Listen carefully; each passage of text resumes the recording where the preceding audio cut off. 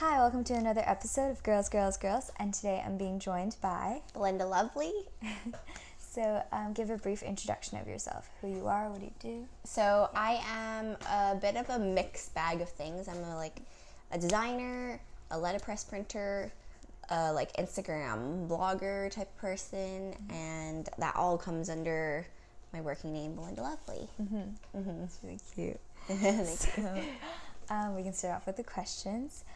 If you were an ice cream flavor, what would you be and why? Oh, that's a hard question. I would be cookie dough because it's like a mishmash of like ice cream and cookie, and it's kind of unexpected, and it's kind of like a taboo to eat cookie dough raw, but then it tastes so good. So that's what I am. I'm a bit of like sass mixed with like cute mixed with gentle. I don't know. Yeah. Yeah. That's really cute. Thank you. So the more serious ones. In your opinion, what is the best and worst part about being a girl?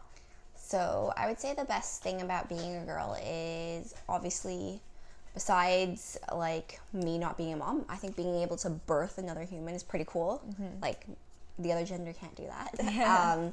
I haven't been a mom yet, so I haven't experienced it yet, but I think that's something that women are just should be honored to be able to do that. And I guess the worst part is it comes with being a woman, like I guess periods and always being the homemaker. I guess me being so entrepreneurial, that doesn't come as naturally to me.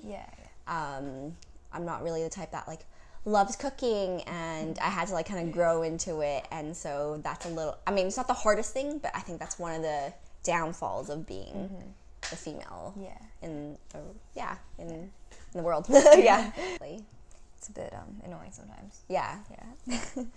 So what is your definition of success, and do you think you've achieved it?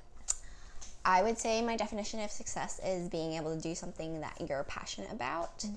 I think a lot of people when you grow up and become an adult, majority of the people don't love what they do. And that obviously, it hurts to hear when a lot of like my friends or just people in the world don't love what they're doing, when it takes up so much of your life. Like, exactly. It's like majority of your week, majority of like your lifetime, right? Yeah, that's my definition of success. Being able to do something and make money and be passionate about it, you know, and I would say I have thankfully been able to reach that level of being passionate of what I do. Obviously that fluctuates and changes throughout the years as you like redefine what you do and like how you want to do your life's journey, because like, you know, I started off as a designer, but then I kind of got bored of it, even though I was working for myself. And then I was like, oh, I'm going to go into letterpress printing, so I kind of do that at the same time now. And because I got bored of it, it like pushed me into a new direction, which was really great, because then I'm like, oh no, I can add this to my passion and bring more services for other creatives or other people, and also continue to grow my passion in a new direction.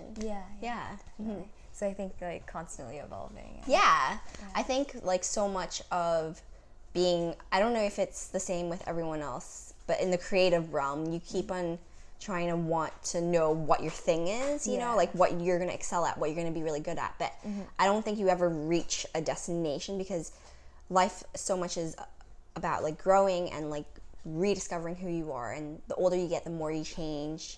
You're never like a constant person. So, you know, it's like a artist, like a singer who has albums, like each album usually sounds really different from the last, because you're constantly refining your artistry.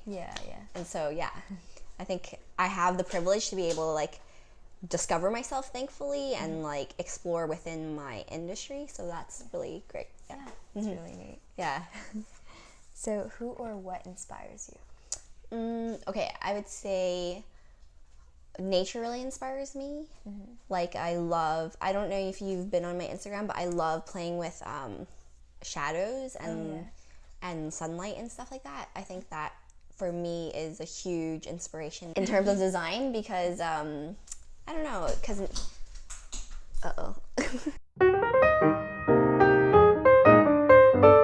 so in terms of design, like I really find inspiration in sunlight and like shadows because it changes constantly. It's organic, and it comes so naturally to nature, you know what I mean? So that's a huge inspiration for me. Yeah. And it's really pretty. Yeah, it's super pretty. Like, I love taking photos of like how shadows fall on a day-to-day, because it's always different too, right? And you have to catch it at the perfect day, and like in 5 minutes it can be gone. And so it's so fading yet different every single time it comes by. So I love being inspired by that. That's neat. So what is your biggest regret? My biggest regret? Okay. That's a hard question, but I would say my biggest regret is not learning my language properly. Oh, yeah. So I grew up in Hong Kong, but then I went to international school, and even though we were taught mainly in English, but then we had like Canto or Mandarin classes, but I didn't ever pay attention, and that like bugs me still today. Oh, no. I know, because I was like not being a diligent student, and I was like, I don't need to know another language, like I have English down, blah, blah, blah. But it's such, like, I think if you can excel at languages or like take advantage of learning languages in school, that's probably the most like useful tool of life, like more than science, more than art, more than like PE. I mean, those are pretty like lame classes, English, whatever. You know what I mean? That's probably that's my biggest regret. What is your proudest achievement?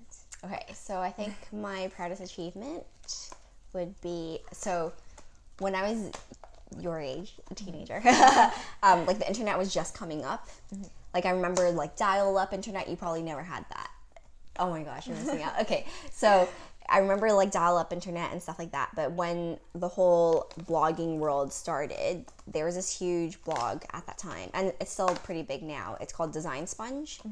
And it was like one of the design blogs. I was like, oh my god, what a cool blog. Like I would like read it every so often and stuff like that. And then as I became a designer and got a little bit older, I was featured on their blog like twice, actually twice or three times, but that was such a huge achievement for me, not because of the blog itself, but because I guess as a kid, I was reading as a teenager, I was reading the blog, and then to be able to be like, for someone on their team to be like, hey, we love your style, can we like feature you on their home tour, or like feature you as an interview at like on our interview like design blog kind of thing.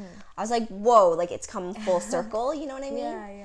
So that was a huge, it was one of those moments where it just felt unreal, like wow, like even though I'd never like aimed for this kind of achievement, it like came and fell into my lap, and that was it was a really cool opportunity. That's really neat. If it's like something you idolized from when you were a kid. And even just being able to be like seeing people you aspire to be or are inspired by, and then suddenly being in that position, you know, that's pretty big thing. So what is your advice to younger girls who are like in high school or just trying to figure out what they want to do? Okay. I would say my advice would be to explore go into different industries, like shadow people, explore different areas that somewhat interest you, because by exploring them and by like what you're doing, like interviewing other people in different industries, seeing what other people are good at, seeing what they're passionate about, and just shadowing them, even if it's for a short interview, you get a glimpse into what their life looks like and what that could potentially be for you, you know. And by exploring those avenues, that's how you find like what you're truly passionate about. That's at least that's how I found it.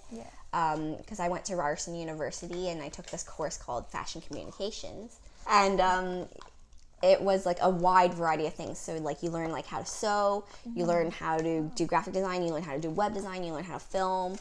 And by like doing all those things and learning such a wide variety of things, that's how I like found what works for me and what I'm good at and what I can excel in. And so that would be my advice, like to explore.